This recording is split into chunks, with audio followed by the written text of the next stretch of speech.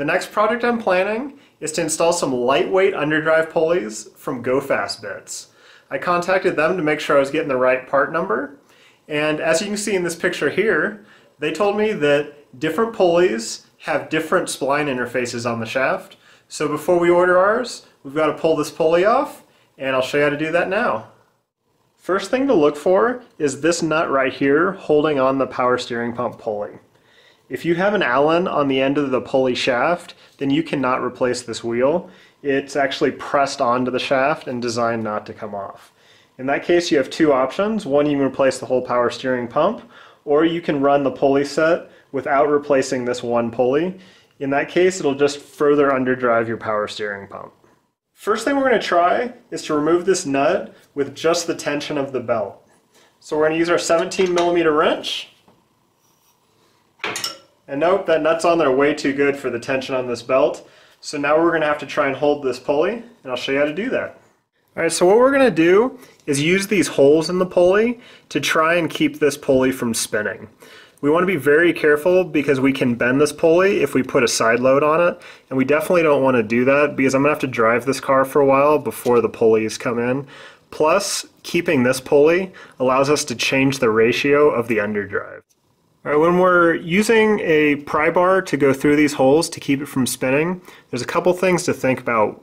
One, when we rest the pry bar on the back side, we want to make sure that we're hitting something very strong and that we're not going to break the pump itself. And if you see through this hole right there, there's a bolt back there, and so between the metal bolt and the aluminum, it's a very strong portion of the pump, so I'm going to rest the pry bar on that part of the pump. One thing I found in removing these is if you use a screwdriver or something straight, when you stick it into the hole, now that pulley is hitting a shaft at an angle, and you could bend that pulley pretty easy. The other thing is, even though it's a pretty large screwdriver, it's not a lot of leverage, and if that nut is tight on there and you got to use a really long breaker bar, you're not going to have enough force to be able to hold this, and it's just going to drive it down into your radiator, and you definitely don't want to do that. So if you get a fairly long breaker bar that has a curved end on it, now when we stick this down in here, there's a nice flat surface for that pulley to hit. Also, this is nice and long, so it's really easy to hold this and get lots of leverage while we're breaking that nut loose. Alright, now we've got our breaker bar on that strong point on the pump. It's clearing the radiator, so I'm not putting any pressure on the radiator. We're going to see if we can do this with a normal 17mm wrench. If not, we'll have to put a socket on there so we can get a long breaker bar.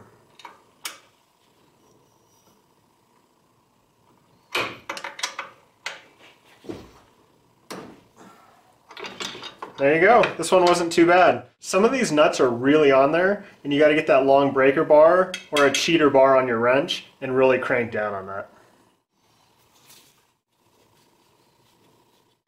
Now that we have our nut removed, we need to go ahead and remove this belt so we can take the tension off and get this pulley to slide off.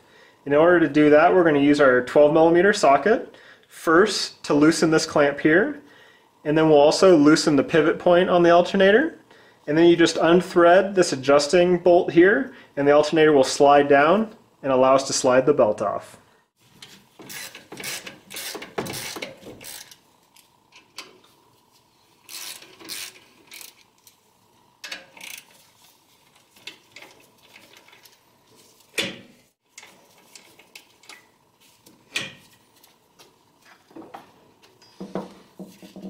Just set that out of the way.